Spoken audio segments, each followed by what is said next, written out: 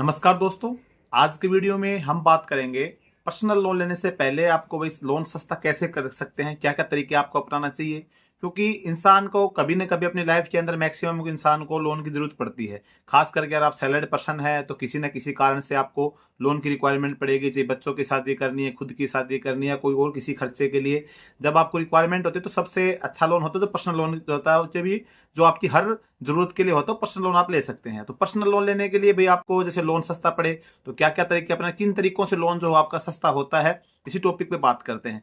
Channel पे पहली बार visit करें, चैनल को सब्सक्राइब जरूर कर लीजिएगा, वीडियो को लाइक नहीं करते तो लाइक जरूर कर लेना।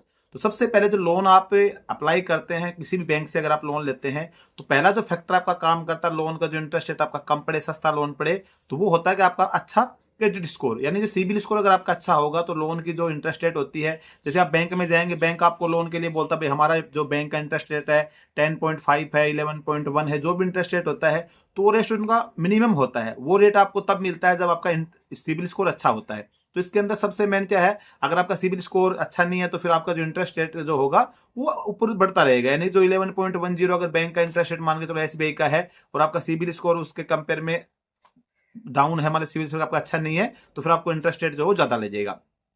तो सिविल स्कोर अगर आपका अच्छा है तो इंटरेस्ट रेट आपको सस्ता मिले, यानी कि लोन आपको सस्ता मिल जाता है। अपने सिविल स्कोर का ध्यान रखना चाहिए आपको कि सिविल स्कोर आपका अच्छा रहना चाहिए। दूसरा पॉइंट अगर बात करें तो आप जैसे बैंक से लोन लेते हैं तो बैंक में लोन लेने से पहले आपको बैंकों की तुलना करनी चाहिए।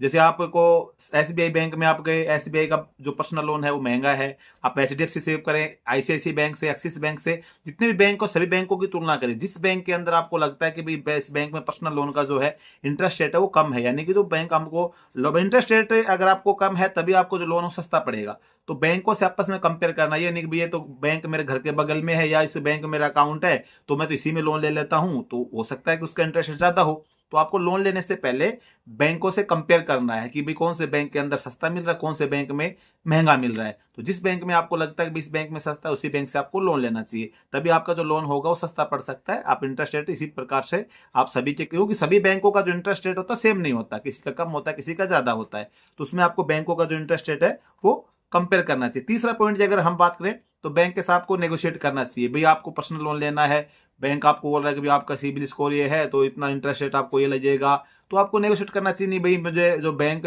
आप जो लोन दे रहे हैं ये मुझे महंगा लग रहा है, अब मैं इस इंटरेस्ट रेट के ऊपर मैं आपसे लोन नहीं ले सकता हूं, या तो मैं किसी अदर बैंक से ट्राई करता हूं। तो आपने जो मिनिमम से मिनिमम आप कर सकते हैं उतना लोन मुझे उस रेट पे आप प्रोवाइड करवा सकते हो, वो बताइए। अगर आप मुझे लगता है अच्छा लगता है तो मैं आपसे लोन लूंगा, अगर आपको मुझे लगा कि नहीं भाई ये नहीं लग रहा तो फिर मैं दूसरे बैंक से करूंगा।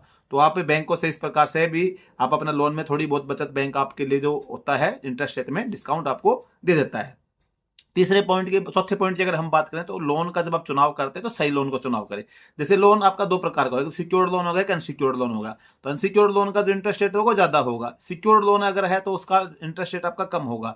अब सिक्योर्ड लोन में जैसे आपका कोई म्यूचुअल फंड है उसके ऊपर आपने कर रखा है, भाई आपको लोन की जरूरत पड़ी तो आपने जो म्यूचुअल फंड में इन्वेस्टमेंट कर रखा है उसको आप छेड़ना नहीं चाहते हैं तो आप उसके ऊपर लोन लीजिए, तो वो आपको इंटरेस्ट रेट उसमें कम पड़ेगा। दूसरा फिर कोई आपकी एफडी है और एफडी आप तोड़वाने में आपको लगता है कि नुकसान होगा तो इससे अच्छा मैं लोन ले लेता हूं, तो आप एफडी पे लोन ले लीजिए, तो वो आपका सिक्योर्ड लोन होगा। तो सिक्योर्ड लोन के ऊपर फिर आपका जो इंटरेस्ट रेट होगा जो नॉर्मल लोन की तुलना में वो कम पड़ता है, तो लोन इससे आपको क्या सस्ता पड़ जाएगा।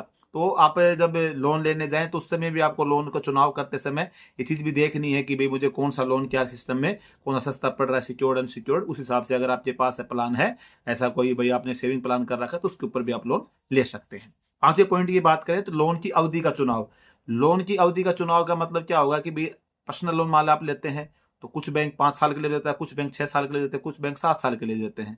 अब जितने लंबे समय के आप लोन लोगे, जैसे मान के चलो आपने पर्सनल 7 साल के लिए है तो 7 साल के अगर आप लोन लेते हैं तो 7 साल में फिर आपका जो इंटरेस्ट रेट होगा वो फिर आपको ज्यादा पेड करना पड़ेगा। अभी एक तो आपने जो अमाउंट ले 5 साल के लिए ले रहे हैं, एक आप 7 साल के लिए ले रहे हैं, तो आपकी कितनी रिक्वायरमेंट है लोन की।